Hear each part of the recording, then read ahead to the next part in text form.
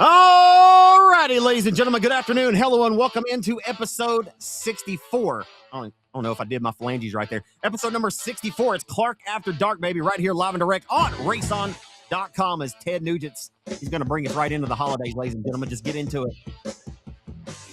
Sorry, every now and then to be a little corny, like I said last week. But, hey, Ted never did you wrong, ladies and gentlemen. Again, episode 64, Clark After Dark. Not a whole lot of racing going on this past week. Of course, we did have one race that took place down to the South Texas area. We'll hit on some of those results here in just a little bit.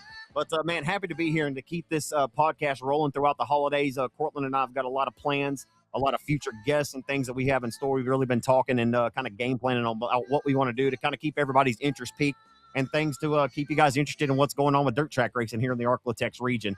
Tonight, man, we have a big podcast scheduled for you guys. My original, can I call him the host with the most? I don't know. But the former host of this podcast or co-host with me, Chris David, going to be our number one guest here tonight on Clark After Dark, man. We're happy to have him. First year track ownership at Rocket Raceway Park. Of course, year 11 ownership of RaceOn along with Harry Fair. Just a lot of different things I'd love to talk to him about. As a matter of fact, he was a fan reached out and said, man, we'd love to hear from Chris after a season at Rocket just to see what he says. I said, you know what? I think that's what we'll do. So we went ahead and pulled that trigger. My co-host of this podcast week in and week out, he's from Alexandria, Louisiana. He's Cortland Smith, as he'll join me now on the podcast. Cortland, and of course, there's Chris at the top right. I know we're going to bring them all in at the same time. So a longer spiel there to get this thing kicked off tonight. But Cortland, how are we doing tonight, brother? Doing wonderful. We are the light is at the end of the tunnel for Christmas break here for all teachers. Shout out to all educators in the world. I know we are all excited for that to hit. And then as everybody has said, once you hit Christmas break, you're just on a downhill slope from there and you're just on board. So we made it to the challenging part. We're having a good time. Get to sit back. Like you said, not a whole lot of racing going on, but college football playoffs, I think, get started off this weekend. NFL's prime time. Like it's on the chopping block. Who's in, who's out. We got big injuries happen. Mahomes tears an ACL. I don't know if Micah Parsons, I don't know if he's out. You know, just so if you're bored by the racing, there are some sports to go keep you entertained. But we hope we can keep you entertained enough for Clark After Dark at least once a week that you keep on hanging out. But man, we're LIVIN and over here in the Cortland Smith camp. I can't complain about a whole lot. And what good is it going to do anyway? Everybody got problems. I just try not to be one of them for somebody, you know. I love the way you put that. Chris David up here at the top right, man. Chris, happy to have you tonight, my friend. Man, racing hadn't slowed down much, but is it almost a sense of relief for you? Like when racing kind of calms down, you have a little bit of, I know that's honestly though, for most people, that's when it really starts picking up, right? You just got back from PRI and we'll talk about that in depth here in just a moment as well. But you almost kind of have a sense of relief, like, all right, it's over, you know, because man, I don't think people realize like how hectic racing season is for you while you also have a full job you work every single day of the week. Yeah, no, I mean, Zach, first off, thank you for having me. I've become a fan of the show. I was telling Cortland before we started tonight that I really, really enjoy listening to you guys. Y'all have done a fantastic job. But I mean, no, I think the season is, we get so good at it. The guys get so routine. It's so routine to them, and everything that we do, from getting our production meetings on Monday nights and reviewing everything to getting everything set up for the weekend ahead. And so when you break that routine is when it gets difficult, because now we're doing things that we don't normally do. We're servicing gear, we're upgrading gear, we're working on what we're rolling out next year, and we're testing new things. And we have like a red zone kind of setup that we're working on right now to have where you can tune into one channel on RaceOn and see all the hot action of what's happening. So all of that stuff, it's busy. And then you add the racetrack on top of it. Putting schedules together is something that has made me almost completely go bald. So what you're saying is you've really learned how to really manage all of these things, you know, throughout time. I'm sure after year 2 and 3 and 4, you know, it was a little more hectic, but now, I mean, heck, this is year 11, right? Like we're kind of tried and true. We've been down this road before, granted you may have some new things pop up in the off season, but now you're a racetrack owner as well. You know, like for 10 years, you just had the broadcast business to really worry about, but now you've got the broadcast business along with the racetrack. After your first full year of ownership of Rocket Raceway Park, man, kind of what are your feelings? Would you gauge your first year as a success, or kind of tell me just kind of tell me what it was like running a racetrack here in 2025. I can tell you first off, it's a lot of learning. Everything that I thought I knew, I I knew a little bit, but I thought I knew a lot more than what I actually learned. And so that was the biggest thing. And now I'm still learning right now. As we work to put a schedule together, at this time last year, we were still working to purchase the racetrack. We didn't formally take ownership of the racetrack until April. So we were working at this time last year of land surveys and all of that kind of stuff that goes into buying a piece of property and a business. That's what we were doing this time last year. So I'm still experiencing a lot of the first year learning, and it's been refreshing to see the other track owners and other track promoters, and we all got together up at Smiley's about a month or two ago, and to see them help and support me and what I'm trying to put together there. And they've been all very helpful. Tim Crawley's been a great asset.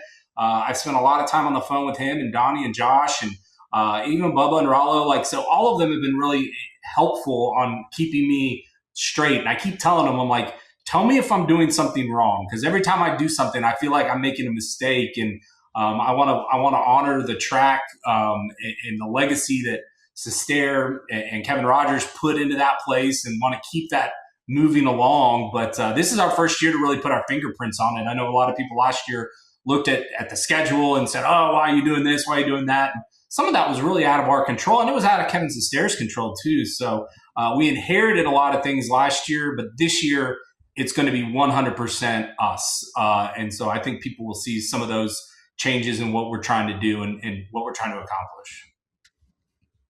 So, Chris, I'm going to go back on the part where you said you thought you knew a lot, but you really found out you knew just a little bit, right? So it's funny you say that. My dad, he ran 171 Speedway for a year there. Same deal. Thought you knew it all. What was the biggest surprise to you in track ownership and all of this and all the undertaking? What was the biggest surprise? Was it like for us, like, shoot, you could run out of toilet paper. Luckily, there's a Walmart a mile down the road in the middle of the night, and somebody had to go run and pick up, what was the biggest surprise? I know that was something silly, but and whether it was the scheduling or the calling or just having to deal with racers, what was the biggest surprise in this track ownership that you were like, wow, I didn't realize that was going to play such a big part in what the day-to-day operations? I think for me, it was the cost to running the racetrack and the cost to operate the place and to keep the place at a high level. From equipment maintenance to this broke down to that broke down. And I'll give Sestair a lot of credit.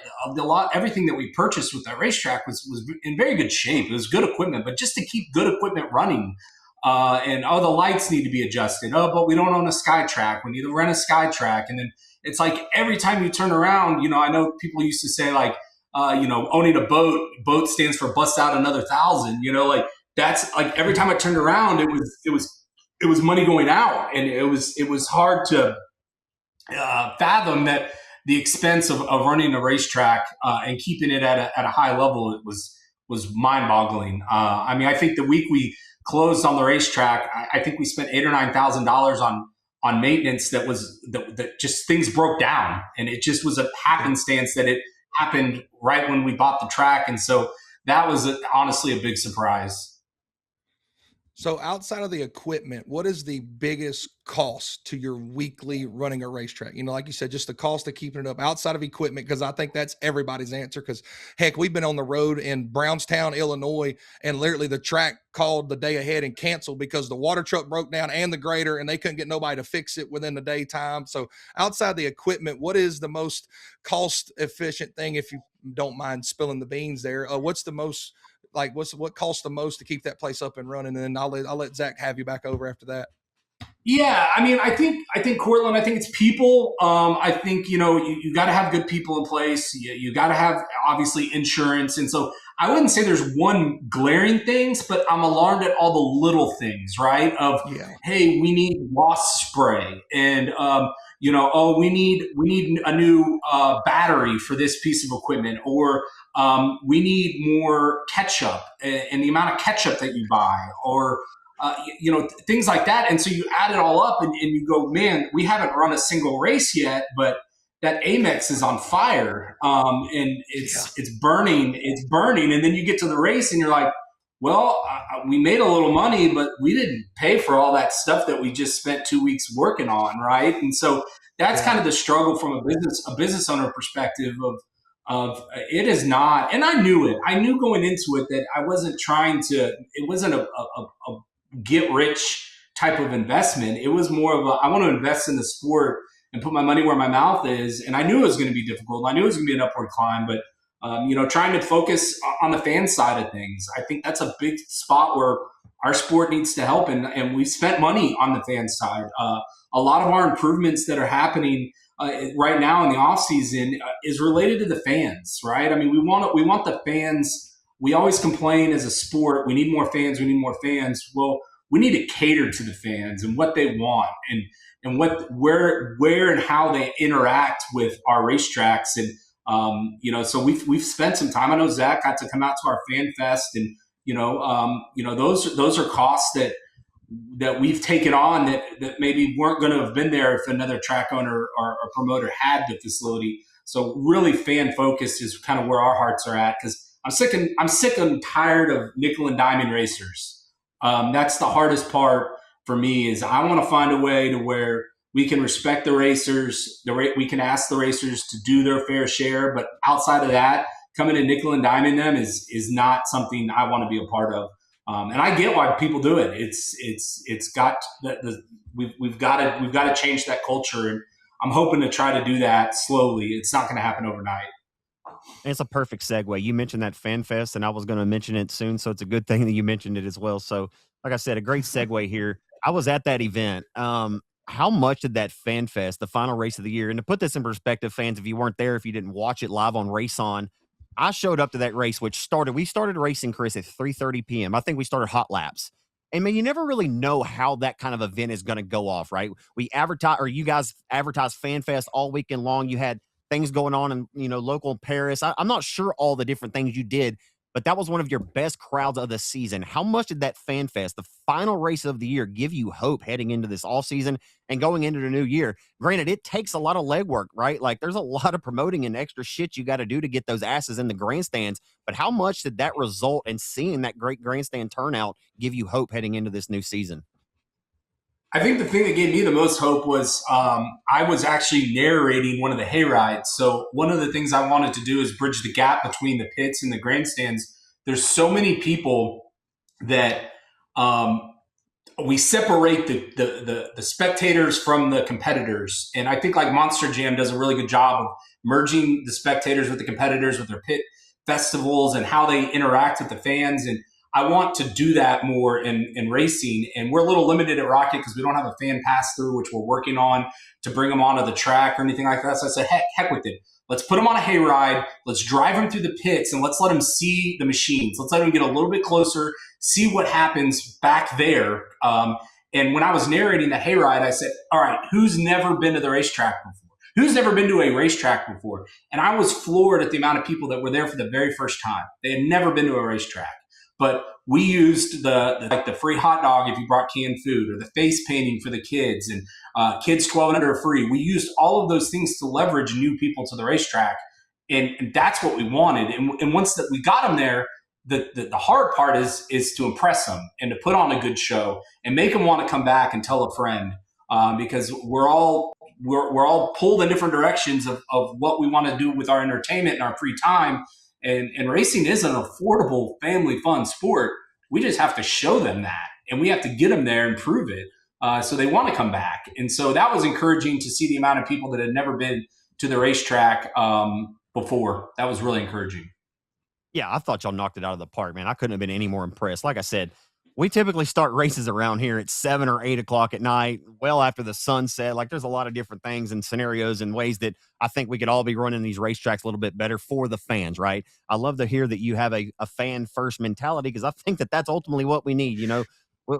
Some of these places, they're struggling, we're like a lot of we're relying on the back gate, for how many cars we can get in the pits. And I get it. A lot of these places, that's how they strive to stay alive. But man, if we could figure out a way to ultimately get the fans back into the stands. But number one, Chris, is you have to have a good product that people are willing to want to pay their hard-earned money to come and see, right? Like, I think that is the main thing, is like, sure, I think we can hook some people, but the product has to be good. And I think for the most part it is. Like, you'll hear grumblings and you'll hear people say this, or you'll hear them say that. But how important is that to you to make sure that the product on the racetrack is also sellable, right? Like, I mean, maybe fans aren't going to want to go down the road and watch, 7 classes and 55 cars. Rocket typically has a pretty good following. You have quality racers over there. How important is the actual product on the racetrack for you and and the team at Rocket? I think that's a little bit part of it. I heard you guys talk about the dome a little bit, and it's a spectacle, right? It's an event. It's not a crown jewel, according to Cortland, right? But why is it important? Is because they put together a product that people want to consume in an event that they want to be at. I'll use the Super Tech 600 in that as well. That was our highest fan count of the year. Was the Super Tech 600, right? And then you look at the dome. People want we have to do better to the purists of racing. The purists are out there, but they're older or they've phased out of the sport. We really have to work around, like in Paris, for example, the 20,000 people that live around Paris. What makes me get them out there where they want to come back, right? And we run we run 20, 30 nights a year. And to get people there, you got to create special events. You got to create a reason for them to want to be there. Whether it's discounts, whether it's free giveaways and anything like that, you got to think outside the box, because if we just tell them to come and sit down, shut up and watch racing, well, we know what the grandstands are going to look like. Yeah. So to kind of bridge the gap with the fans, because like you said, you're very fan first with this deal, but you also said you don't want to nickel and dime racers. How hard is it to balance fan affordability and a decent payout? Because that's something that you got to go hand in hand with, right? Of course, if we charge more money and we get the same amount of people, then of course we can pay out more. But if you charge more money, then not as many people show up. So how hard is it really in the retrospect to be able to balance the whole good payouts and then also fan affordability? Yeah, I mean, it's not. That is the $1 million question, right? I mean, it is. I mean, you want it to be affordable, but everything nowadays is expensive, right? And I still think at a $20 ticket, it gets 12 and under free, we're still affordable. I can't. There's a drive-through Christmas light park down the road from my house, and it's going to cost my family $80 to go drive through Christmas lights for an hour, maybe 30 minutes. I'm going to wait in line for 30 minutes, but the way I look at it is if we can get people in, we can show them that the product's good, we can work on them to spend money while they're there, right? And again, whether that's through merchandise, whether that's through concession stands and things like that, and give them value in what we're doing, they might come back, right? The whole goal of it is to come back. And I think a lot of times when you watch the racers being nickel and dimed, it's because it's the easiest thing to put to help revenue, right? None of these tracks are profitable. At the end of the day, I don't care. There might be a few in between, but for the most part, if you really were to look at a profit loss statement, none of them are really actually making real money. And for the time that they put into it, or anything like that. So I think trying to find the easiest route is to say, oh, we're going to add this fee to this, or we're going to increase the pit pass, or we're going to lower the purse, whatever it be. No, we need to let the racers race. But I think the racers also have to do their job of selling themselves. I look at this and I go, look at the appearances that these bigger sports do, and the media availability, and the way that they're out promoting their sport. It's sad sometimes when I look at racers. I'm friends with a lot of them on Facebook, and there's no mention about where they're racing tonight or what they're doing, but they're quick to tell us about how they got screwed on a Monday. And I'm like, man, how many people on your Facebook page want to come watch a race where you're ill at a situation that happened? We should really be empowering these racers to come out and promote the sport. I'll give you an example. One of the things that we're going to do at Rocket this year is we're going to have a media day, and we're going to take drivers' headshots. We're going to do a really cool setup, and we're going to give them hero cards with our schedule on the back of it. We're going to pay for the whole thing. I'm not going to charge a driver a dime. But I want you then to go take those hero cards and hand them out in your community. Give them to friends. Show them, hey, this is my race card. You come watch me race, because it's going to take all of us to not fix racing, because I don't want to say racing is broken. I think racing's in a good spot. I think we just have to focus more on the entertainment of what we're doing and bringing people into the entertainment. If we all go watch a movie this weekend and then we get on social media and say, this movie sucked, terrible movie, never going to watch it again, never going back to the movie theater, and then we want everyone to show up to the movies next weekend. It's never going to work. Love that. So Sorry this is lighthearted then. No, I No, love no. it. This is going to Please- be more. please This is keep going to be going. more like. Yeah, please Yeah. keep going. This is great. This is going to be more lighthearted. I think I know the answer. What's harder, keeping the racers happy or the fans happy? And then Zach can have you. Man, the racers are, for the most part, all the experience I've had. I mean, KR did a really good job of making sure that the track ran this year. He was fantastic. I stood a lot of behind the scenes early on, and I did that intentionally. I was at every race. I was a fly on the wall for several of the first couple. I didn't want anyone there to know that I was the new owner because I wanted to see how they operate. I wanted to see how they engage with the fans. I wanted to see how the concession stands work. And I wanted to do it in a kind of an undercover boss kind of scenario. And we slowly interjected ourselves into things, and we didn't make any wholesale changes, but the racers, for the most part, are really good people. And I love them because I know most of them through the broadcasting side of it, but I want them to be happy to come and race. I mean, like one of the things that we did this year was like I had my kids go around when it was hotter than balls in the summer and hand out free popsicles to the racers. And the racers are like, well, how much does this cost? Like, no, like, thank you for being here. Here's a popsicle, right? Like, I mean, and so I want to cater to the racers. I want them to know that we value them. And obviously I know no racetrack's going to be perfect, just like, my kid, my 9-year-old was crying last night that he lost his fantasy football team or game because he said it was because of the refs, right? I mean, my 9-year-old's already blaming people, so I mean, I get it. The racers are going to be passionate. I was a racer. I get it. You're going to blame somebody, and I'll be the voice. I had a couple incidents this year where I talked to the driver. I said, hey man, listen, I'm not going to stop the race and make a change right now, but I will gladly come over to your pit afterwards and I'll talk to you and we'll talk like grown-ups, and I'll bring a beer with me for you to drink and one for me to drink, and we'll figure it out. And I did that every single time. And I want racers to know that we're going to stand behind what we do, but at the same time, I'm going to listen to you. I'm going to let you hear it out. I'm going to tell you when we make a mistake. We're going to make mistakes. Trust me. Yeah. Man, I've known you for a long time, and I don't think I've ever seen you sit. Granted, you have a lot of your ducks in a row. Like, I'm not saying that. But anytime I've ever seen you, granted, if I'm at your house or we're doing, wherever it may be, you're always 90-0. Like, you've always got something going on, whether somebody's calling your phone or you're making a call going out, or whether somebody's sending you an email, or you've got something going on with your real job, the armamentarium, or you've got something going on with RaceOn. Like, anytime I ever talk to you, it's like, hey man, real busy.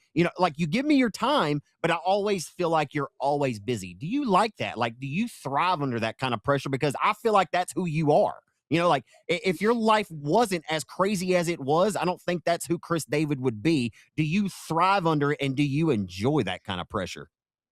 I'll tell you, I do. And then I always get to a point, it happens about 3 times a year, where I lose my shit, right? Like, I'm like, I can't do it anymore. I can't, tap me out, right? And I just need like a reset, whether it's just an evening or something like that. But no, I do. I like the controlled chaos is kind of what I call it.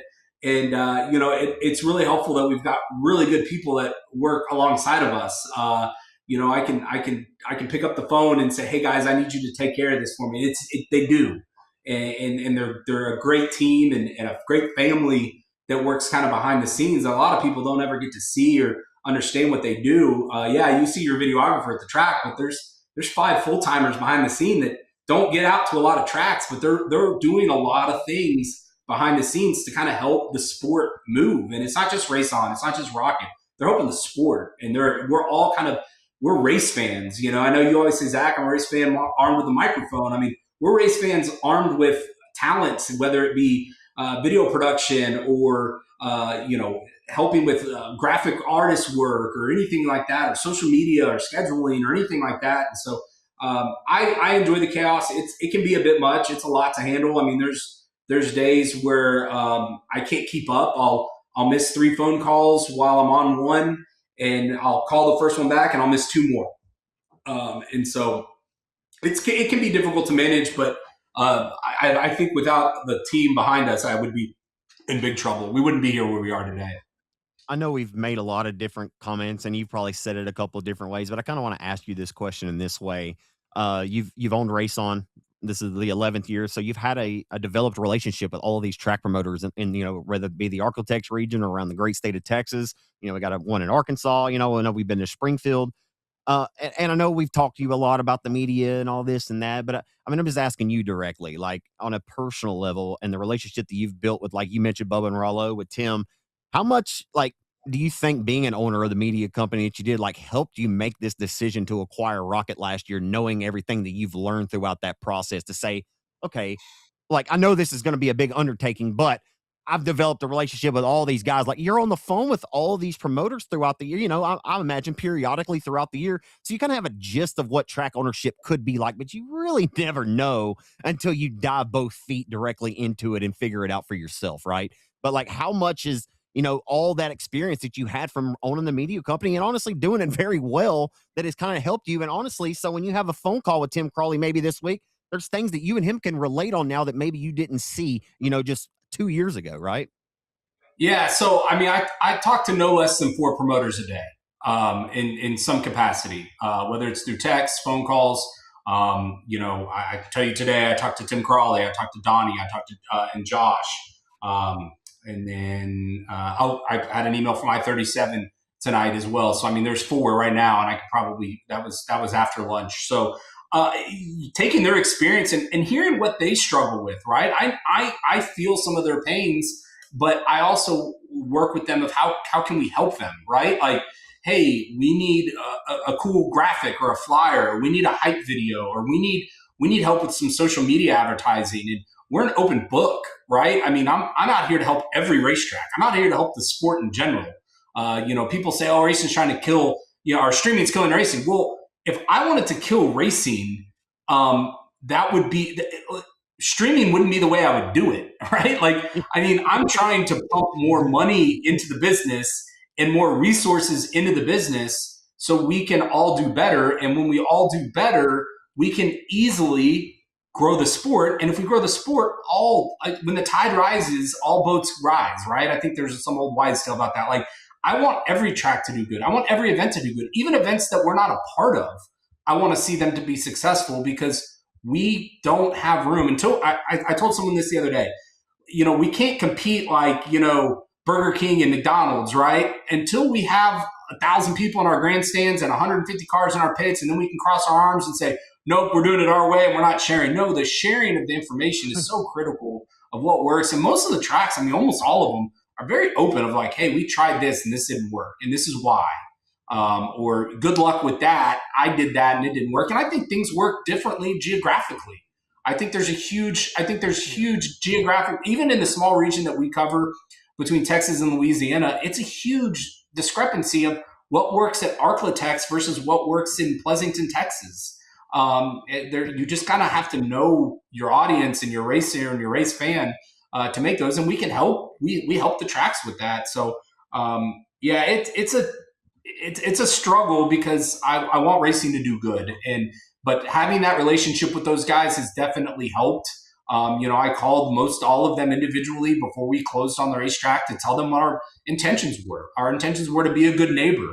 I'm going to be the best neighbor you've ever had because I don't want to upset Donnie and Josh or RPM. I don't want to upset any of them in what we're doing at Rocket because we stream their races, and their races are just as important as the races that we're running at Rocket.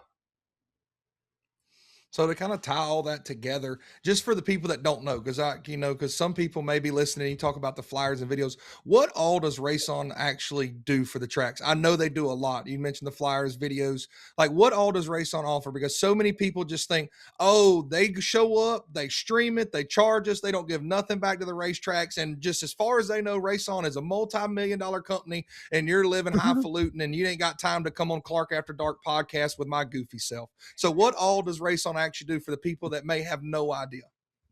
So obviously we stream. We know, everyone knows that. That's the part that's so public facing, right? But when that membership comes through, we used to have a select your home track system. And without getting too deep into the weeds, we had to abandon that system because we're on apps. If you've got the RaceOn app on your phone, or you got the RaceOn app on your Roku, you got the RaceOn app on your Fire TV, all of those places don't allow us for you to select a home track.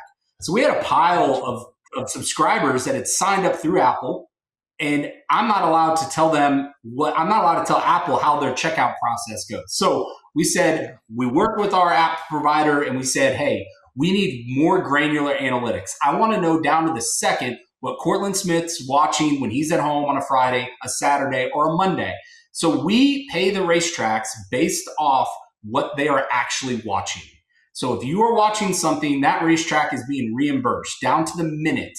And that works on replays too. And we take half of the revenue that we make and we take it and we split it and put it in a pool and split it with the racetracks. So a racetrack has a big race, they get big viewership, they get more money out of that pool of money.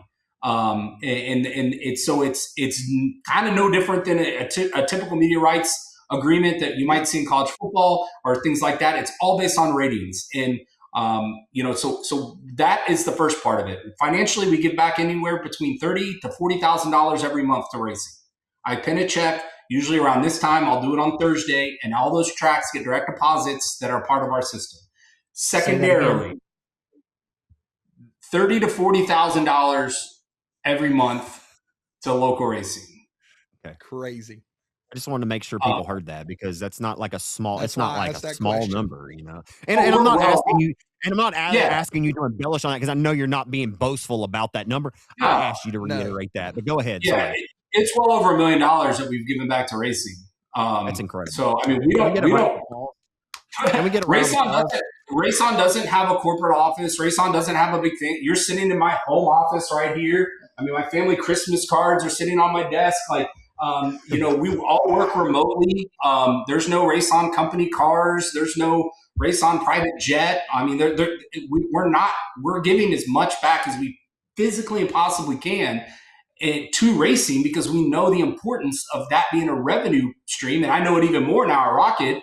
Rocket gets its own revenue stream from RaceOn, right? It's a separate company. It gets paid just like the other racetracks do. And not only that, but we offer graphic artist work. We help with flyers. We help, the King of the Hill, all of those videos and hype videos and things like that you see around the King of the Hill or the Texas Showdown that's coming up. Our team produces all that. A lot of our team actually is the ones posting it. We're actually going on the track's Facebook pages and we're posting that content. That's originated from our guys. And things like the documentaries that you see are ways to try to bring new people into the sport.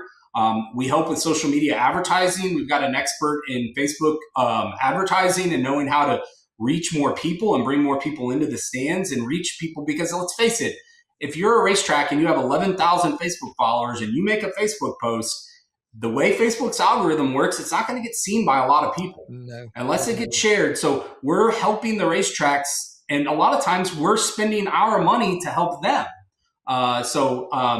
Commercials, we help some of the racetracks with TV commercials, radio commercials. We do voiceovers for them. We help with instant replay. Some of our tracks have setups for instant replay to be able to help make better calls in the stands. And we don't charge the racetracks anything. I've had racetracks all over the country call me frequently asking, how much does it cost for us to have you at our racetrack? And I said, no, funny thing is we pay you. Yeah. It's incredible. And so, and it's not trying to be boastful, but there's a lot of stuff that happens, and it's probably, maybe it's our fault that we haven't advertised it. We haven't said, look at us, look at what we're doing, but we want to help racing. And if I can get more people in the stands, I know, and no matter, people will argue me, but I can show you numbers so I'm blue in the face.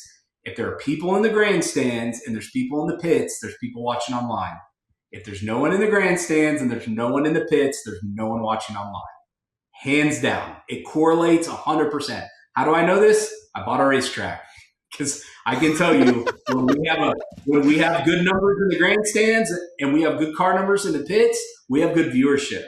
And the nights that we've been down, we have bad viewership. They correlate hand in hand, and it's all about no different than like talking about the dome. What did we notice about the dome this year? They had a bunch of seats sold. And what did we notice about the dome? They had a bunch more people online watching. And those numbers will keep going up, and they'll go up together.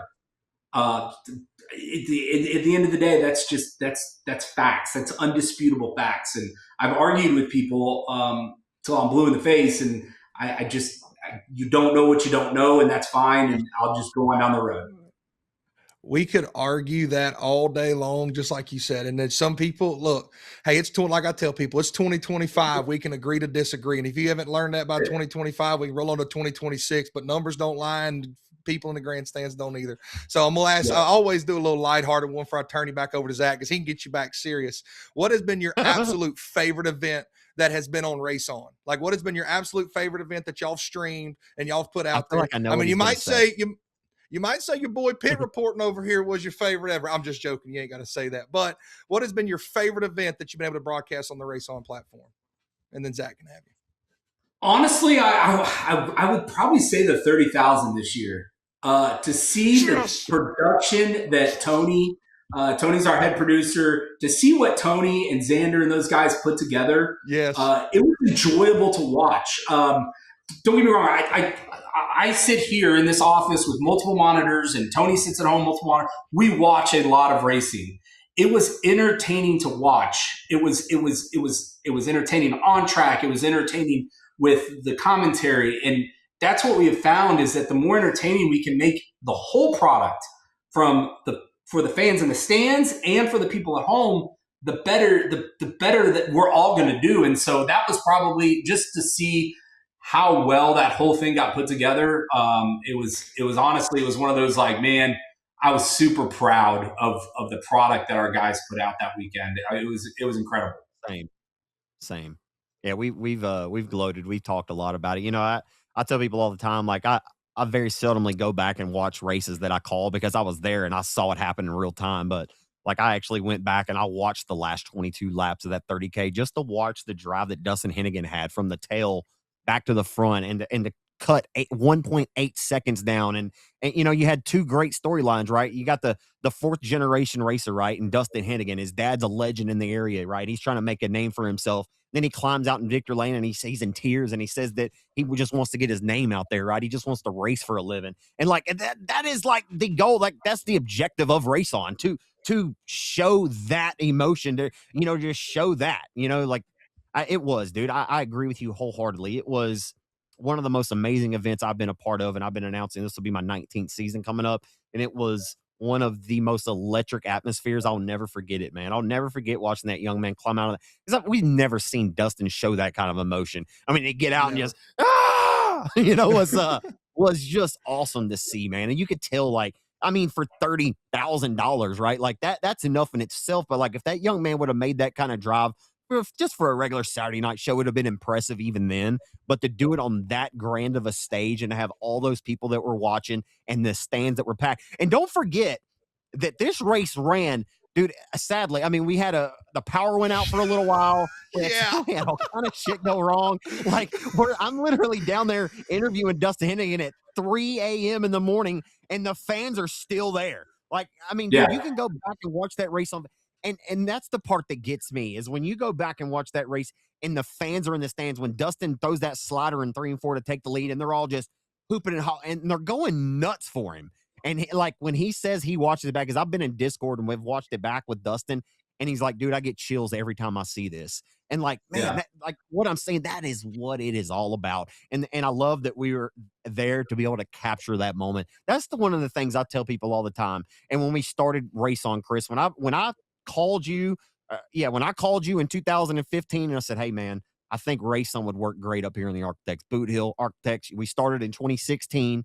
We did one at Lone Star for the Armadillo Nationals in 2015, but it really took off in 16. We were just doing on demand. But at that time, I was like, I just feel like our races need to be seen by more people. Like, it needs to be documented. That's why I've always felt so strongly about RaceOn, because I announced at Architects Speedway for 10 or 11 years. And I said, I cannot believe that we can't go back and watch any of this great shit that we just saw all weekend long again. Like the Doug Murphy Memorial from 2012, Kelly shot, granted, Mystic Soccer was there. She has a YouTube channel.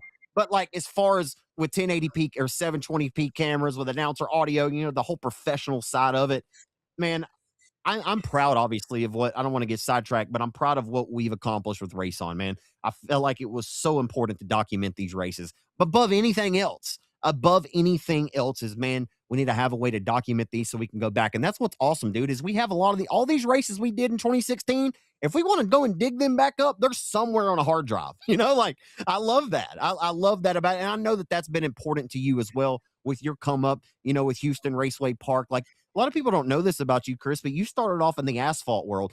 Tell people a little bit about that, like, that don't know that about you, Chris, that you actually you tried your hand in racing, right? Tell a little bit of people about your background in asphalt and trying racing.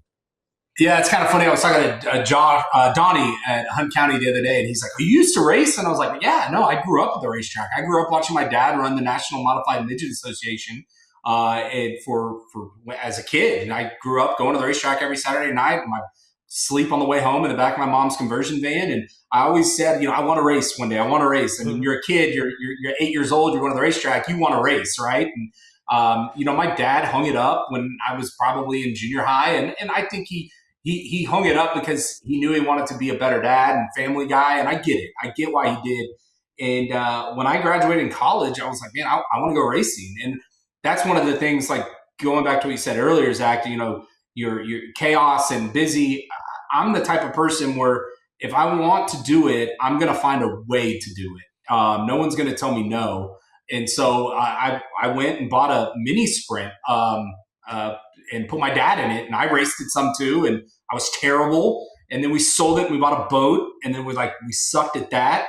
I don't know how you be bad at boating, but we found a way.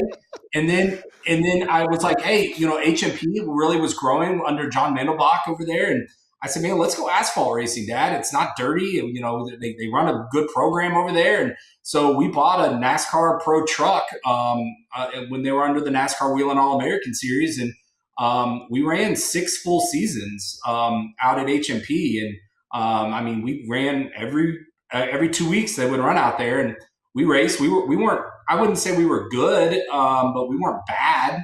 I think the first year our goal was to try to finish on a lead lap, and we did that occasionally. And the next year was like, let's get a couple top 10s. We did that. And the next year was get a couple top 5s, and we did that. We were running fields of 30, 40 cars, but that was what actually inspired me on the promoting level is. And that's how RaceON got started out there. Was John Mandelbach, who was the promoter out there, said, hey, man, I saw that video you made. Can you make some commercials for me? And I was building commercials for the racetrack that were airing on the NASCAR races. They were buying airtime in the NASCAR races in the Houston market, and I was building all their commercials. And that turned into my wife filming up top, and that turned into the beginning of RaceON, because I was like, people need to see this. And but one thing that John always did there at HMP was he was fan focused. I sat into a marketing meeting with him, and I heard him tell a TV buyer media group, I don't care about the racers. They'll show up. I care about the fans. And I looked at him like, hey, dude, I race at your track. And he's like, well, you're kind of privy to this information, but we want to put on a show. And that's what's always inspired me of because there would be 3,000 people in the grandstands. There would, full pits, full grandstands, $1 hot dogs, $1 beers. They did it right at HMP. And so that got me inspired. But yeah, no, I did race. I wasn't very good. And it got to a point where I was starting my family, and I knew it was a pretty selfish hobby. And now I'm bringing my kids to the racetrack, and they want to race. And we're building a go-kart track out at Rocket, and I want to get them into a go-kart. And so it's like those types of things of being family involved. I grew up, my dad still comes out to the racetrack with me, and at Rocket, he helps Raymond water the track and the pits. And so if you see a white water truck running around, it's probably my dad in it. So, and Harry and his family were family-oriented people, man. And I want to get more people oriented into this sport that are families that can continue on these legacies. Because I can tell you one thing, when people went to a dirt track or asphalt track, whatever track, the first time they went there, they weren't driving a race car. Something got them hooked, and we need to get more people hooked. That's where our focus needs to be, is bringing more people into the sport and then let them spend their money in ridiculous ways that, it's crazy. Yeah. So I'm going to ask you the question that everybody seems to ask whenever you say, oh, I used to race cars. Have you ever flipped, and have you ever been on fire, Chris? I got to ask that. Have you ever flipped, and have you ever been on fire? Never flipped. If you flipped in an asphalt car, you were in big trouble. Yeah, trouble. We did a couple times. We had a real problem with our Turbo 350 transmission that the rule set had us running there for a while. And that transmission caught on fire more than once, more than twice. But I wouldn't call it. It was more of a controlled fire where you knew you knew something was wrong, and then you smelled it, and then you smelled the smoke, and then you pulled over and you got out. So I wouldn't call it a real fire. But Harry and I both, we have backgrounds. We were both in public safety and as firefighters and EMTs as volunteers. So we've seen fire, and I know the dangers of it. And I've been in building fires, and so that's one thing I was super fearful of. But no, never been on fire. I've torn a lot of stuff up. I've done a couple frames, and no, it was a fun experience, man. I wouldn't trade it for anything. And my kids still watch. And again, going back to the videos, like my kids still want to go back and watch videos of me racing. And that's part of what RaceOn is that in 10 years from now, and Dustin Hennigan's got kids and wants to go show them, hey, Dad won 30,000. Well, if there weren't cameras there, you're just telling an old story at that point, right? Yeah. Yeah. That on demand, dude. I'm just gonna get a little personal here, dude. Rose Bowl Speedway, for a little bit they ran there when I picked up my first ever win. You can see it on demand before they clipped it out. You can see my dad running across the racetrack as I'm pulling up. And I've never, my boy Darty wasn't very athletic now. He might have been a wheeler back in the day, but running was not his game. And you could see him run across the racetrack, and to have that and be able to go back and watch that stuff, that is absolutely incredible. It's all about the family and everything. And you lended to it, not to jump off that soapbox, but the go-kart track, man, tell us about that, because you talk about getting people engaged, and I don't know many kids that don't want to go get a go-kart and go race. You know, we got go-kart tracks, fun parks all over the place, and they seem to do very well. So now it's just like you said, a way to get people there. You're going to have a go-kart track, I'm guessing, on the same property as the racetrack. I mean, tell us all about that. I know that was kind of in the works, but lay it all out there for us about the go-kart track. So, I think that's the coolest thing. One of my biggest problems that I identified, and this might just be me, but there's a huge disconnect between, specifically at Rocket. So I'm going to use Rocket.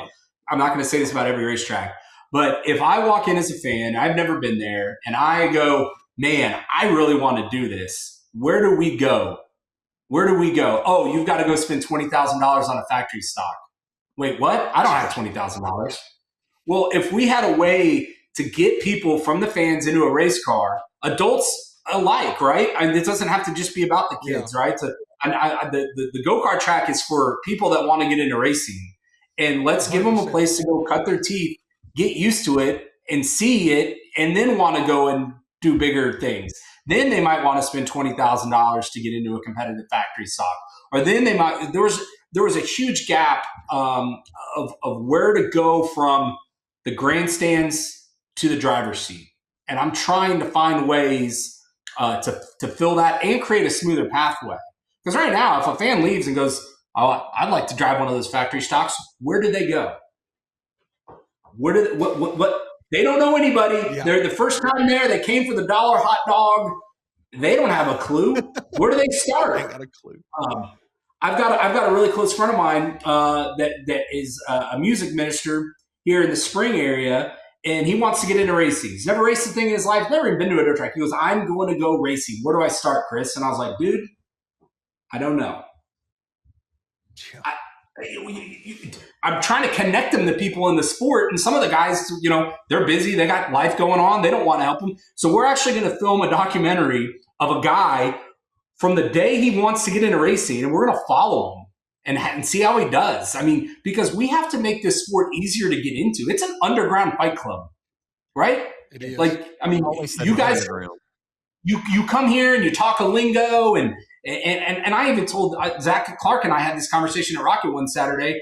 I'm like, Zach, I want to explain to these fans what the flags mean.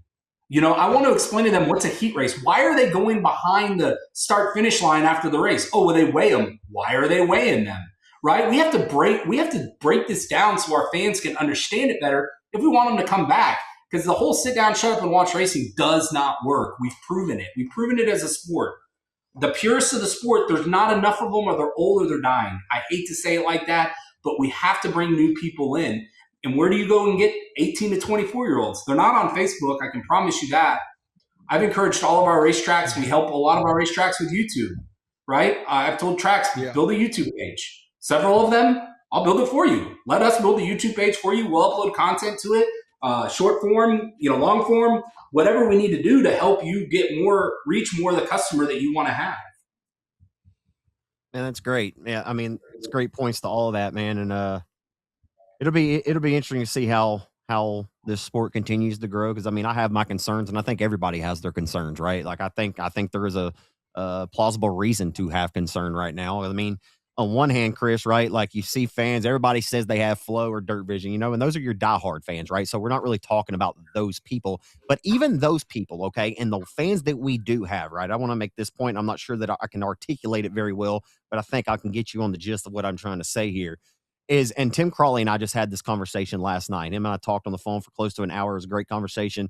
But I told Tim last night, I'm going to say the same thing to you, is that all these fans have, I'm going to say, being as a fan, all right? So you're pulling up Flo, and you can watch Ricky Thornton Jr., you watch Bobby Pierce and Jonathan Davenport, and these guys are all tangible, right? Like they're superstars to us in our field of work in dirt track racing. They're superstars. And you can turn them on Flow and watch them 3 times a week, maybe 4, right? And on Dirt Vision, you can pull it up and you can watch the guys that race on Dirt Vision, whether it's the NOS Energy Drink World of Outlaw Sprint Cars. But what I think it's done, and some of it, I think it's hurt local racing, because you can attach and see all these guys throughout the week. And then when you turn and you look at your local weekly racing program, they're like, oh, Jonathan Davenport, Bobby Pearson out there. So why am I going to go or show up? I don't know if I'm articulating that the best way, but I think that almost in a sense, that all the superstars we do have in dirt, it's kind of, we're in a weird teeter-totter spot right now. Like, man, at the same time of that's being great and that's part of the sport is growing, how can we build local racing up? I know that it's not going to get to that level, but man, we have some of the most talented racers that race on the local level and even on the regional level. How do you think Jonathan Davenport got to where he got, or Bobby Pierce or Ricky Thornton Jr.? Like, we watched Ricky Thornton Jr. develop and get to where it's got to, to where he's at right now. And I don't know if I articulated that well, but I mean, really, you turn on your TV and you can watch Pierce and Davenport and all these guys throughout the week. And then, they compare. And that's the problem. If you get on social media anytime these days, everybody has an issue with comparing everything. It's like, well, man, maybe we could just enjoy it for what it is. But man, I feel like that's almost kind of the disconnect with why the local racing stuff isn't as great as it could be. And I could be totally wrong about that. And I don't even know if I'm articulating, like I said, for the 4th time. I don't know if I'm articulating it well enough to make my point. But anyway, I don't know, man. You're doing a great job making the point, because I hear what you're saying. If you take the Davenports and all of those big names that you mentioned, you take them out of the sport, there's not a lot to watch. You're going to lose a huge fan base. We have to, as a local racing community, a regional racing community, whatever you want to call us, right? We have to make these guys famous. We have to have heroes. We need to have villains, but that takes the driver's buy-in too. I'll give you an example. There was an incident. I'm going to leave names out of it just because I don't want to throw anyone under the bus. But there was an incident at Rocket that happened on track, and there was a little bit of banter and stuff. Well, I went back in the pits afterwards, and I went up to the driver. I said, "Hey, man, I'd love to get an interview with you right now." He said, "No, man, I won't. I was like, "Oh, why not?" He goes, well, I'm worried I'm going to say something I'm going to regret." I'm like, "No, good. That's what I want you to say. That's why I'm here right now." I want you to say that because I want people to see the emotion. I want people to insert their opinion and insert that. And I want to help you sell T-shirts, right? I mean, you look at the stuff that's played at the Dome. Those guys are going there to be famous because they know they have a big audience. We need to make our racers famous. That's why we're focusing more on the RaceON side of having lots of interviews and having a lot of ways that we can, with documentaries, right? I mean, the cost to put on the Money Factory documentary was enormous, right? And what it took to put that on. But I want people to get attracted to the drivers and the personalities that are in our sport locally. But the drivers have to embrace that too, right? It's their role of like, hey, you know what?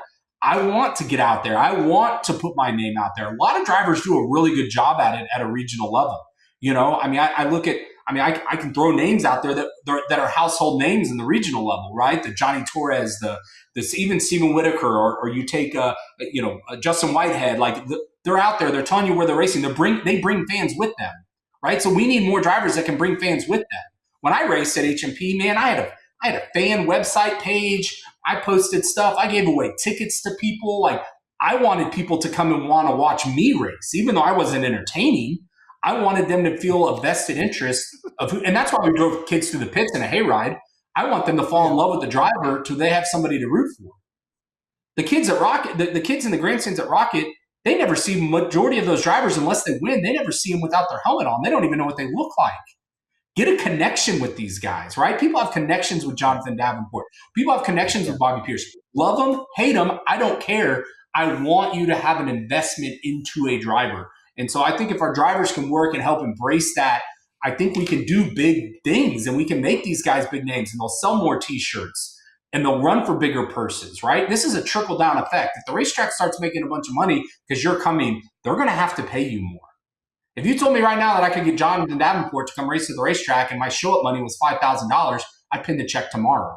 I want to be able to have guys want drivers to come race with them because they know that they're going to bring excitement and stuff. And that brings eyeballs, that brings fans, that brings other competitors. What are they going to say? What are they going to do? How are they going to react? We all are glued to our televisions or to in-person events because we're attracted to somebody or something that we love. And that's what, Zach, you articulated it well, that we have to do better at a regional and local level. I go back to HMP when I raced there. Man, Rick Polero and Zach Knowles, man, those guys hated each other. And they built the hype up around these hatred of these guys. They ended up having a huge brawl on the front stretch, right? But man, everyone was either Team Knowles. I mean, I felt like fans were going to fight in the stands because this guy was rooting for this guy, right? They were that passionate about it. So anyway, sorry for our rant there. As much as people fault and discredit Bowman Gray Stadium every week, I mean, throughout the year and all the shenanigans they have, it's like WWE on asphalt. I mean, one thing they do is they draw your attention. That's one thing that they do. I couldn't tell you who won a race there throughout the year, but I can tell you Patrick Daniel did race there. He's from the Architects. But, yeah, hey, man, final thing, I kind of want to ask you about the racetrack because I got sidetracked and wasn't able to ask you. So I'm not going to mention any names, but I had a fan send this to me. He knew that you were going to be on the podcast tonight, okay? And I'm gonna frame this exactly in quote what he said. Again, no names are mentioned. Huge fan of the modified division. Okay, so I'm gonna ask you this, and you can answer it how any way you'd like. He said, "Why?" And this isn't maybe directly about Rocket, right? This is the grand scheme of things, maybe for the Arklatex region in general, right? This isn't, and certainly I guess not about 67 because they run modifieds there weekly. He said, "Why did they stop running modifieds? Honestly, just curious why tracks are stopping to run them. What is their point of view as a track owner? As modifieds being my favorite, I hate them dying in this area. No USMTS in the area. Curious if we'll see Toms or Arms in the area. I get it's not all in the series of the track, and the tracks don't have tracks have a part in it as well." He said, "But I'd love to see some modifieds this season somewhere. What do you got?" Well, I'll address it kind of backwards. Like, so the USMTS deal, I was working with Todd Staley on having a USMTS date. At the end of the day, the financials didn't work. It was strictly a business decision. We know what the USMTS has brought to Rocket the last 3 years, even when it was under Kevin Sister. We know the viewership of what it's done. It hasn't done great. It's just not selling seats and selling tickets. I can tell you just with anything, if Monster Jam goes to a new market and they don't sell any tickets, the idea of them coming back is probably not going to happen. Right. So that to answer the USMTS, it's a big purse. It's a big commitment. Even if they lease the track, it's still a very big risk. Right. And so the risk versus reward is not there for a USMTS show for Rocket right now. General modified racing at Rocket, I want to see it back. I love modifieds. I think we all love modifieds. I plan on bringing more modified racing back to Rocket in 2026. That schedule will be coming soon. We're going to bring modifieds back. But it's at the end of the day, these racetracks, and I've talked to a lot of them because all of us are making our schedules, and I'll just show you, like, these are my notes of, like, the schedule of, like, what dates we're running, where we're running. And I've got every single track schedule, even public or not. Like, I've got Tim Crawley's board in his office. I've got chickens. Like, we're trying to figure out a way to make this work to where we can give modifieds and other cars a place to race and not all compete for the same cars. So it's really a dollars and cents type of situation. I hate it, but we need fans to show up, and we need drivers to show up. We need guys that, even talking to track promoters, some of them are, you'll hear a lot of modified drivers complaining, but some of those guys don't even race that much. Bring your cars out. Prove me wrong. I want to be proved wrong. I'm not going to say that I don't want modifieds. Whenever we have modifieds, we're going to work them back in.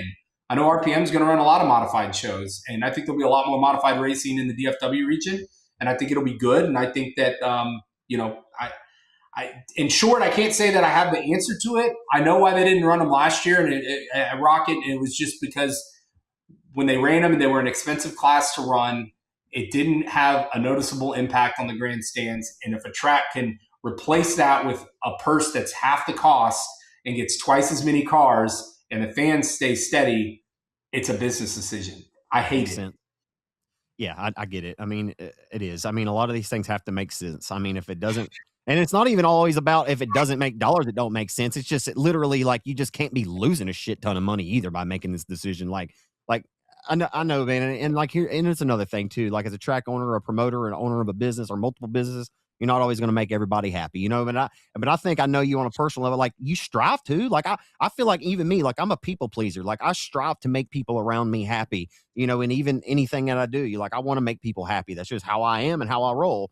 But anyway, Cortland was up next. He was going to ask something, but I just wanted to kind of chime in on that. Like me asking you that question, I know a lot of the answers and kind of have a gist of probably what you might say, but you're just coming from a fan. So I appreciate you answering that because we do, man. Look, I love the modifieds. I called the races for the ARM series this year. I know a lot of them were on Racing Dirt and, I know that RaceON and Racing Dirts have a great relationship in the past, but man, I do. I love modifieds, and I know Trenton and all them are very passionate about mods as well. And I just don't want to get to a place that I feel like in this area we've just come to the conclusion like they're dead.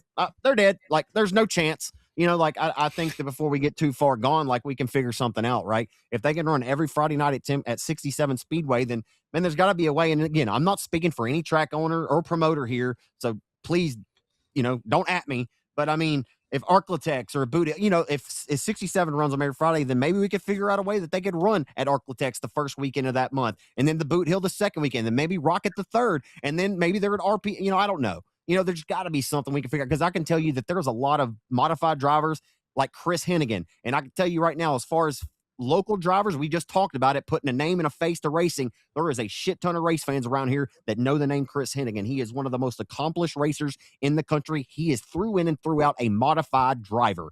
His son, Dustin, we just talked about him a little bit earlier, won the 30,000 factory stock. He's on the come up. He wants to be like his dad, right? He wants to be an up-and-coming modified racer. So I just feel like there's still an avenue for it, and there's still drivers who are passionate about it, like the Hennigans, like Jason Ingalls, who owns and builds and fabricates these cars. I just feel like there's got to be a place for it before we just throw our hands up and say, purse is too much. This is that, And again, I'm not contradicting anything you said. I respect everything you said, and I agree with it wholeheartedly. But, man, I just hope that there's a way that we can figure it out. Because, hey, let's be honest, modifieds, I'm not saying they price themselves out, but it almost doesn't even make any sense as how much of these guys – and just same thing with super late models. At least on the super late model side of things, you can look at it and say, okay, well, it makes sense. They're racing. Like Jonathan Davenport made $2.1 million last season or year before last. He won the million. Of course, that helped out, but he would have still won $1.3 million had he not won that $1 million race. So you can see the money coming back for the racer and the super. The modified, hey, we had a 50,000 win, the Mod War 100. Unfortunately, that got canceled. So like, and I hear rumblings about the USNTS purse may get cut this year. Again, I don't know that to be certain, so don't at me on that either. But, man, I just I love modifieds. I'll always be passionate about them. I grew up watching them, and I think that they still have a place in the sport if we can figure out a way to keep them to be a place in the sport. That's all I got. Cortland, go ahead. I was just going to say, I'm glad y'all covered the modified deal because I messaged a couple buddies just that I got a bunch of friends that I've met throughout my time, and I said, all right, we got Chris David on. What do you want to ask? And they said, ask them if they're going to run modifieds at Rocket because maybe a couple of my buddies work at Smiley's and they hear a lot of racers come in every day and they're waiting on that schedule and see if it's going to be a weekly class or whatnot. So I'm glad we covered the modified deal. Obviously, there is some attention to the modifieds. Well, then now the answer is whenever Rocket Raceway Park, when they do run them, everybody show up over there and go support them. That's all. Yeah, that's all we're asking for, right? I wish it was that easy. It's not. But that's just, it is what it is. That's $1 million question. And I'll tell you right now, if I had it figured out, Chris, I'd sell it to you for $500,000, bud. You know what I'm saying? I can tell you right now, February 28th, we're going to run the Eiffel Tower Classic on February 7th. And February 28th, we have modifieds. Not through Tom's, not through anybody. We're going to run a weekly modified show, and we're going to, and that's going to be a basis of kind of how things are going to go. And we're running a lot more. I know a lot of people have asked, talking about Rocket's schedule last year. It was a lot of unique 2-day shows. And again, that was almost by design. The track was in the middle of a transition, and to keep the racetrack from closing down and then sitting out a year, that was the schedule that we had to put together, like with Kevin Sestair, with Kevin Rogers, with that whole group, to make sure that the track ran. This year, you're going to see a lot more standalone Saturday shows. You're going to see a lot more racing. I think right now, I'm looking at the tentative schedule. We run every weekend in April. Every single weekend we're open in April. Almost every weekend in May and June we're open. And then we get into some specials at the end of the year. And the Mize, I'll give a shout out to ODS and James Cole and the STEM series and what they're putting together. We're going to have the STEMs modifieds racing at the same race with the Toms, Nice. not separately, but for the Mize Memorial. We're bringing them both back, and we're going to have a huge modified show Labor Day weekend. So there's a little bit of, pre-breaking news that's not Got a little public. teaser right there. Yeah. Breaking So, I mean, news. we want to, and trust me, this schedule stuff, this talking about stress, this schedule is stressing me out, man. That's why everything's written in pencil. I couldn't even find a pencil in my house. I didn't get one out of my kid's book bag. I'm like, I'm going to have to erase shit. I know it. So, yeah. That's great. Man, go ahead, Cortland. I'll just go ahead. Sorry. Go ahead. Okay. Well, No, final thing. We're getting ready to wrap this up, man. I was going to ask you this earlier. You just got back from PRI, Performance Racing Industry Show in Indianapolis, Indiana, at Lucas Oil Stadium, where the Colts play. Man, what was that like? It was your first ever trip there. You messaged me the other day. You're like, dude, this is insane. But I mean, tell all the listeners what PRI was like, and what did you learn, and what maybe did you learn that you could implement there, and who all did you bump into up there? Yeah, so Harry's the co-owner of RaceON, my best friend. We've been best friends since we were 4 years old.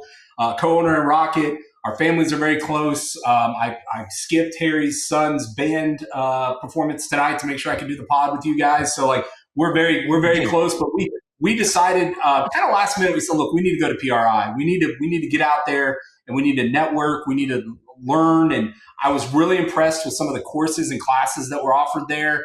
I say courses. They were more of like hosted roundtable discussions. And we got to listen to a lot of racetracks from across the country talk about things like concession stands and things like how to get more people and community outreach, and what LaSalle Speedway is doing, and what BAPS, that was one of the tracks where the promoter spoke. I forgot his name, but and then they had a happy hour kind of reception that was just for track owners and promoters that My Race Pass put on. And so we got to sit and network with other tracks and kind of hear stories about, hey man, some of these guys, they're all in the same kind of place we are, and sharing ideas and stuff. So that was really informative. I didn't get to spend nearly the amount of time on the exhibit floor that I wanted to. I didn't even get to go in the stadium, but we spent 2 full days there. We spent a lot of time with Chris and Rim over from Arclatex. They were there. I missed the guys from RPM. I found out today that they were there. That was the 5th promoter I talked to. But Tim Crawley, and spending some time with them, got to go to lunch with some of those guys and just sound off of what we're doing and what are we doing with classes and sanctioning and this, that, and the other. Like, what's the best way to do it? And, I sat down and talked with the whole team at Racing Dirt, Eric and Stick and Trenton. I spent an hour sitting there talking to them in the Mel Hamilton Ford booth about what they're doing. And I sat down and talked to Michael Rigsby at Flow Sports and talked to them about what they're doing. And so just to have those conversations without distractions was really fun. I mean, we didn't, I know I haven't missed a lot of meals, but we missed meals. We were working. And so I'm definitely going to go back. I'd encourage other track promoters and owners to go back, and even racers. Like there's just so much knowledge there. And I feel like it's something that we have to do to think outside the box. I keep hearing people say, we need more fans in the stand. We need more fans in the stands. And I keep asking the question back, like my wife does. When I ask a question, she asks one back. And I say, how do we do that? How? Show me how, because I want to do that. And we have to think creatively, because I agree that the fans have been neglected in some sense too, of that we've told them to sit down, shut up, and watch racing. So what are we doing to connect the fans? And I heard a lot of ideas and stuff that you'll see implemented. We're going to try some stuff. I guarantee you're going to see something come out at Rocket this year, and you're going to go, what in the heck are they doing? And we're going to try stuff. If we fail, we fail. I mean, we've tried stuff at RaceOn. RaceOn at one point was streaming drag racing. A lot of people don't know that. Like, we tried drag racing, like, it didn't work. But we tried it, and I tell my guys all the time, I'll try almost anything once, just to see if we can do it or not. And we've learned a lot of lessons. And but yeah, no, PRI was a very informative time.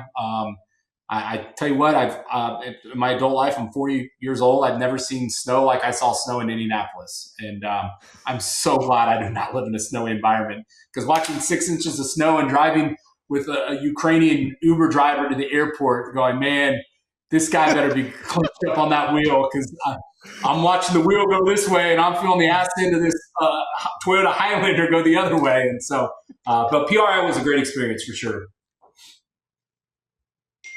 Man, if 44-year-old, I was saying, if like 44-year-old Phillip Rivers, speaking of Indianapolis, if 44-year-old Phillip Rivers can come out of retirement and have somewhat of a solid performance like he had against one of the best defenses in the NFL the other day against the Seattle Seahawks, almost won the game, then I feel like the sky's the limit for a lot of things. You know what I mean? Yeah. Like I'm telling you, I got really, I mean, dude, that was admirable. Like, he played pretty well. Dude's been sitting on the couch, or not on the couch, but I mean, tongue in cheek, but came off the couch, sitting off the couch for 5 years to go and start an NFL game against one of the top defenses in the league. It was truly an incredible performance. Like, he played pretty, and granted, he may be a future Hall of Famer, but anyway, totally sidetracked here on Clark After Dark. But yeah, you were in Indy. I thought of Phillip Rivers coming out of retirement at 44 to take another 20 or 30 snaps for the Indianapolis Colts. That was wild.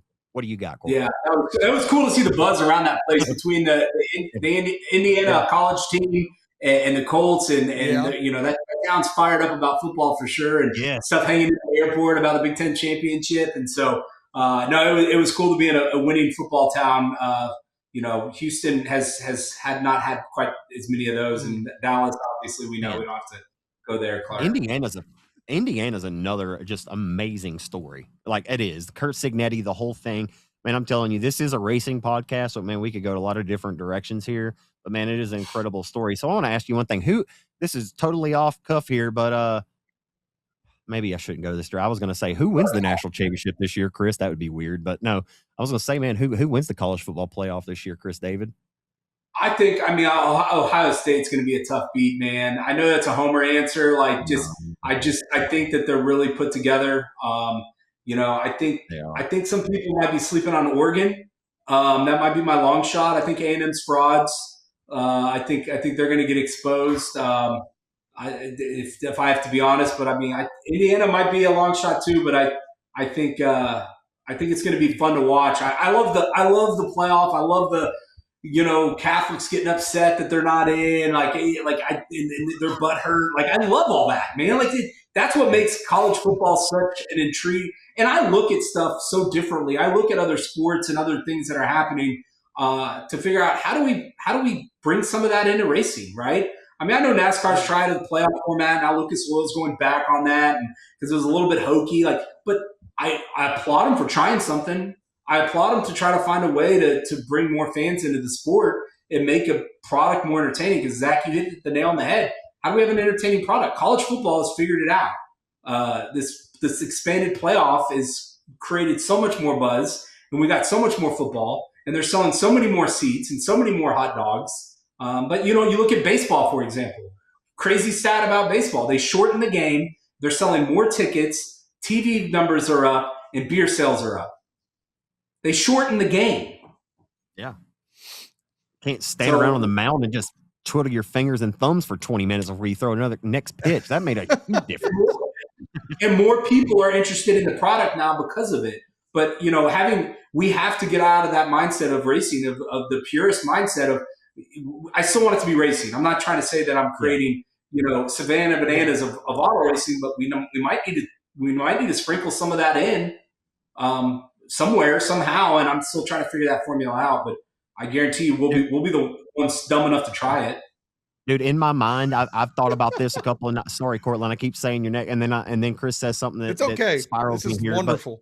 So I've laid in bed several times at night, and I've thought about orchestrating a fake race where the fans didn't know it. Like, honestly, orchestrating a 6-car race, right?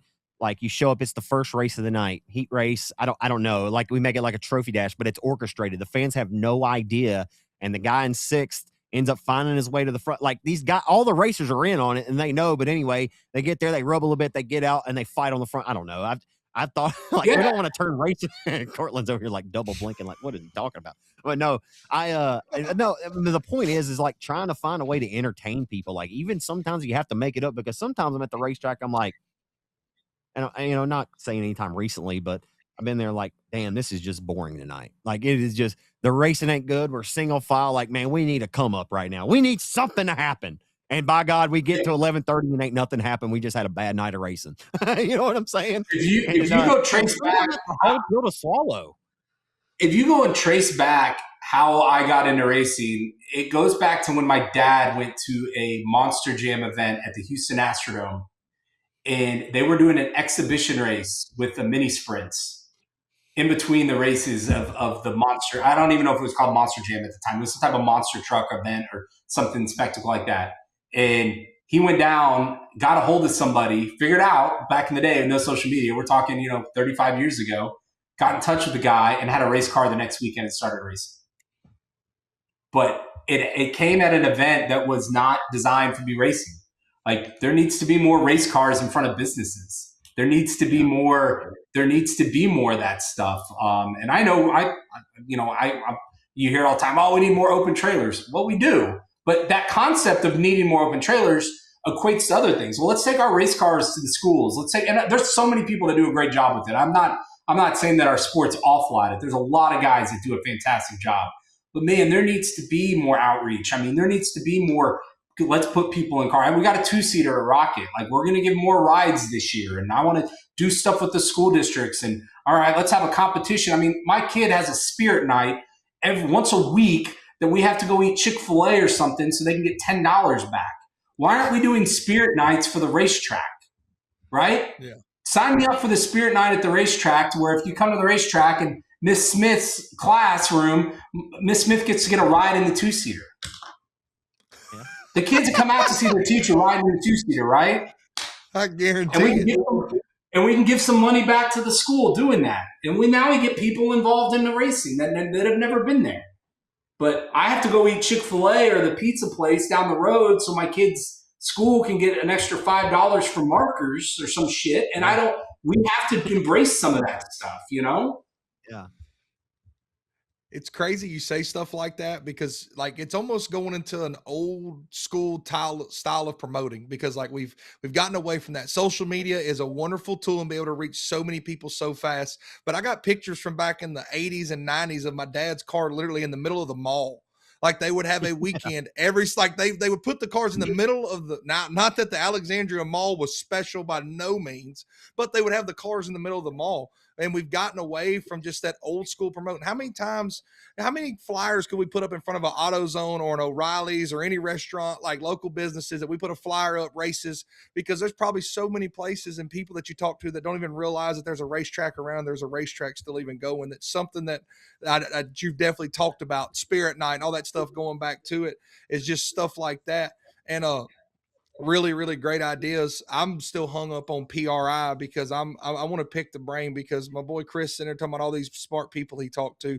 What's the one thing that you talked about, one little nugget? Maybe you don't want to disclose it. What's the one thing you took away from PRI? Like that's a keynote, that it seems to be something that's working and that you plan on implementing at Rocket Raceway Park? I think the one class I sat in about concession stands was interesting. And then also talking about point of sale stuff. So a lot of our racetracks are cash only. I get it. I know why they are. We're at Rocket on the general mission side, we're not. Because if I'm expecting to bring new people in, I've got to be able to let them spend, because the 18 to 24-year-old market, if that's what we're eyeing, right, or the 18 to 30 market, they don't carry cash. And if we have them show up and the ATM's on the other side of the racetrack and, oh, screw it, I'm just leaving, right? But having things in ways that fans can spend money that they leave with value. Light up toys for the kids, right? Or having good food and changing the food options, right? I mean, people want to come and eat if they're there for 4 hours. And, to be honest, I've eaten a lot of racetrack food, and no offense, none of it's really that good. How do we make the food and the experience better, right? And where people are like, man, that was a good cheeseburger. I don't want people coming to the racetrack for the cuisine, but I would like that to be a part of the experience. So I think the fan experience is what I learned about a lot from different racetracks and how they do things, and simplify their menu and add something new every now and then. And I think it's great that Martinsville Speedway has a Martinsville hot dog, and Devil's Bowl Speedway just have the burrito, right? Like I want to see more of that in racing. I want to do more of that at Rocket. I want to have good food, and so that was oddly, strangely. And then talking to the other streamers, taking off the Rocket hat and putting on the RaceON hat. Streaming is pretty flat for everybody right now. The disposable income, there's a lot of competition out there, and streaming guys aren't out there printing money. I promise you. Just like racetracks aren't out there printing money. If you think racetracks are printing money, you're probably the same guy that thinks that streaming's printing money. It's a tough sled, and a lot of people cancel their memberships, so they see their season's over or whatever. So we have to work better providing more content for our customers, and we've got more documentaries planned. We've got more engaging content. I've been, truth be told, and I've pitched it to the guys the other night, I've got feedback. I have been actually vlogging. I got in trouble for saying vlogging, but I've been vlogging the last 3 or 4 experiences of what I'm calling owning a racetrack. And I'm just running around with a camera. I'm following my family around. I did a whole vlogging thing at PRI, and I want to put that up. I'm a little bit embarrassed, maybe. I don't know. So I might send it to you guys and let y'all watch it, and then just tell me if you think this is something the public would want to consume. But I combined the whole PRI trip. I edited it on the airplane on the way home to a 4-minute video, and it was us in these classes. It was us talking to promoters. It was us. It's not a big old fancy production, but it's kind of behind the scenes. And the fall fan fest, I vlogged that. I wanted you to see that. My family drove up there on Friday, Friday night, got there at 10 o'clock at night. My kids are, hustling face painting stuff. And because I think a lot of that stuff gets thrown to the side that, man, these promoters are hustling. And, I've had a conversation. Any of these guys could go work half as hard and make twice as much money doing something else. Yeah. There's much time and effort that goes in. And so, and I'm not looking for a pity party for any of them, or myself included, but everyone has to do their job, their role. Zach Clark and Cortland, you guys have a role in this whole thing. You're putting on a podcast. You're trying to entertain people. You're behind the microphone. The drivers, they need to be working on creating fans and creating more involvement. The racetracks need to be putting on a good product and running an efficient show and having good food and clean, mow the grass. Everyone has a role in this. There's not one person that we can point at and say, this is the reason that racing's being held back. We all have to do our jobs in this sport to make it work. And so know your role, do your job, and we will all do better. Man, did he just wrap all that up and put a bow on it? By golly. But you mentioned all this, and while you was talking, I thought of this. Zach's way better at forming up these questions. I just had one. So you talk about the streamers and the racetracks, and let's put both hats on together right now. Obviously racetracks, we just had two of the closer racetracks to me shut down between Rev and then Super B's up for sale. I don't know if they're going to shut down. That's all up for discussion, whatever it may be. I don't have no inside sources, so don't take nothing I say about that to the bank.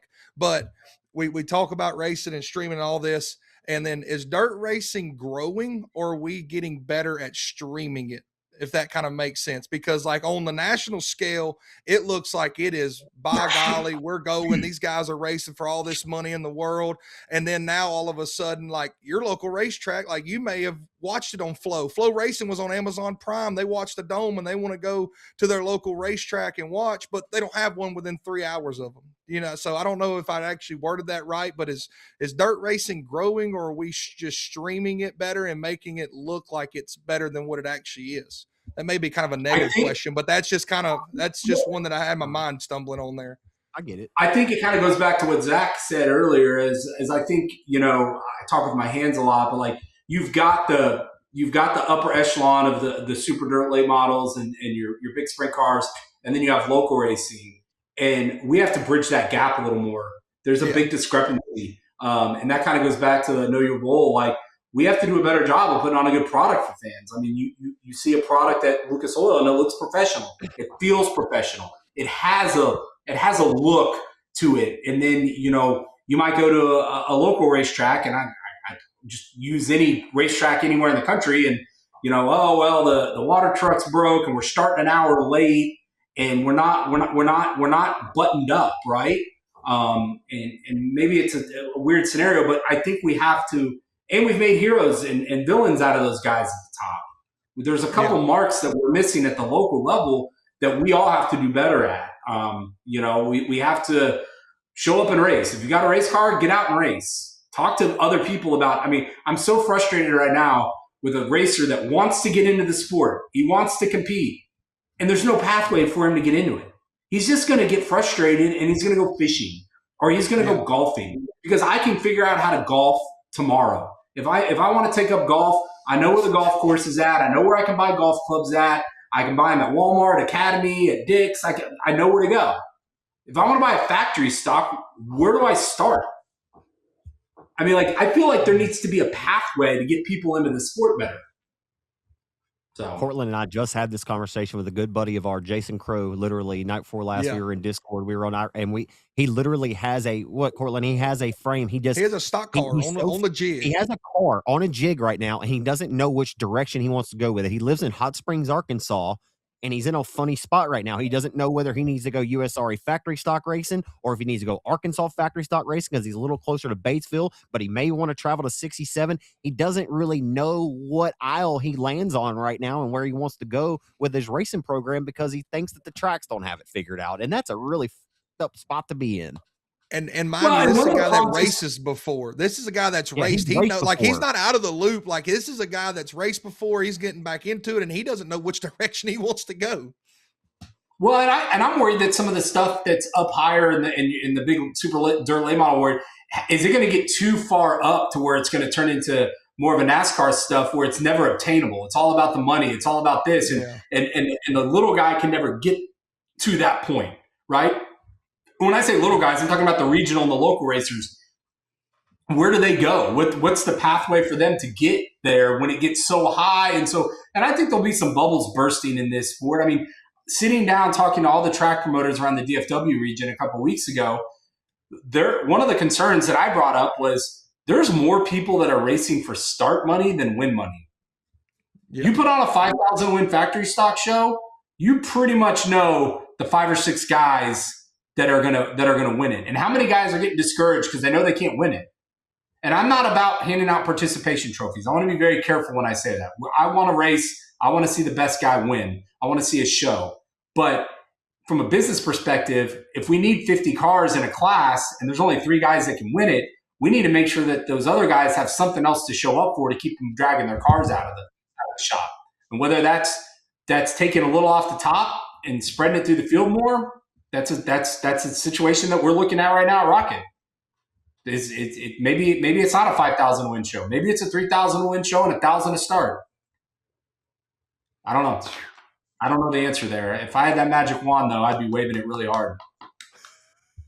Well, man, I absolutely loved having you on tonight, man. It's been a little while. Like when I told Cortland this past week we're going to have you on, he was excited. I was excited to have you on, man. We more than anything, we appreciate you for giving us this platform where we can come here.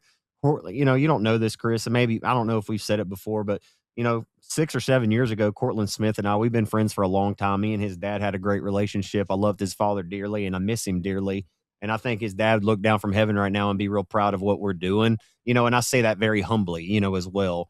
But it's because of guys like you who give us the platform. We're just passionate about racing, and I know you know that, and I don't need to tell anybody that for them to know that.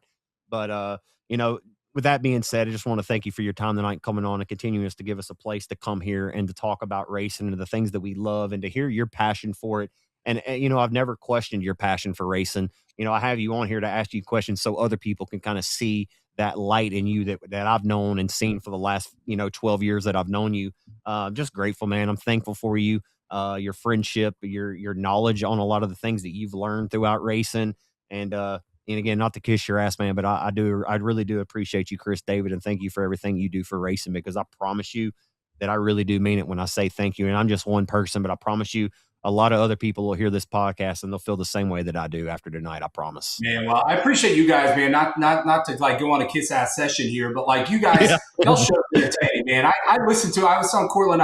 I listen to the show every week because I mean I'm not involved in the production. I'm not involved in anything y'all talk about. I let you guys have full creative control. I have zero issues in what y'all say or what y'all do, but I go back and listen to every week as a fan, and it's fun to listen to y'all's takes, and I think this is again a role that needs to be filled in our local sport to get people more exposure, and to hear you guys talk about what drivers and what, like, I love how y'all do the numbers of what episode it is and which driver it is. Like it's gotten to be so entertaining, and so. And I know, Zach, I always nudged you to do this, and I knew one day you would take the bait and bite the hook. And when you said when you kicked me off the podcast, and I was like, thank God, I don't want to do it. I don't want to be the face of this. No one wants to listen to me. So I was so happy, and my family was too, because it was a lot. It's a lot to do what you guys do. I know that people just tune in to listen and think that it just gets thrown together, but Cody Wooten behind the scenes here, he's working on this whole thing. You guys are communicating throughout the week on who your guests are. So I told people to support it. I think we looked up earlier. I think the show has hit 50,000 listens since its inception. So you guys are doing. There's people listening to what you're doing. So props to you guys. Keep it up, man. We'll keep it commercial free as long as we can until Zach says he wants to make more money doing the thing, right? Times do get tough in the off season. No, Chris, I just kind of want to do the same thing, man. Thank you for giving me the opportunity. By no means did you have to give me the chance to come on here. I know Zach kind of asked you, like, I want Cortland to come on here full time, and and then gave me the opportunity, did this, and then gave me to go pit report and everything, man. I'm just Cortland Smith, and I thank you for letting me be who I am and do this. I've really enjoyed it. Like Zach was saying, 5 or 6 years ago, we sat down and talked about wanting to do a podcast, and then this comes along, and then all of a sudden, 5 years later down the road, we're on episode 64, race car, Casey Fowler. I'm taking it before you take it from me, Zach, because we forgot to do it. I'm taking him right now because I had him in the bucket. I had him up here in the dome. I'm taking him before you because you'll come up with somebody else. Can you name 2 of his sponsors off the top of your head, though? Something Texas with Casey Locomotive Fowler. Solutions. He's from Grand Saline, Salt Texas. City Garage, and he's got an MB custom chassis. And anyway. No, I know. But yeah, hey, and one more 64 when we close this out, because I just wrote it down in case I forgot, because Chris reminded me. It was the first episode we haven't done where we gave you a number. So this is episode 64. You gave the 64 of Casey Fowler Races Open. Well, modified's perfect because we talked about modifieds tonight. But the 64 I got, the modified driver, I grew up watching race by the name of Gary Warlick. Gary Warlick was a bad dude. Won a lot of races at the former Webster and Boot Hill Speed and Champion Park, and also at Boot Hill. But yeah, Gary Warlick, and I'm sure there's some other 64s. But like we said, the 60s, we'll get the 6-7 here pretty soon. And anyway, I'll settle down. Hey, Chris, thank you so much for your time tonight, man. Be blessed and be a blessing. Cortland, I'll see you next Tuesday afternoon. Thank y'all for listening. Yeah, Merry Christmas, guys. Yeah, y'all. Hope everyone has a Merry Christmas, and thank you all for tuning in for sure, man. Yeah, absolutely. Merry Christmas. Man. Let me not forget that. Hugs and hand pounds. We'll see you next time. Later.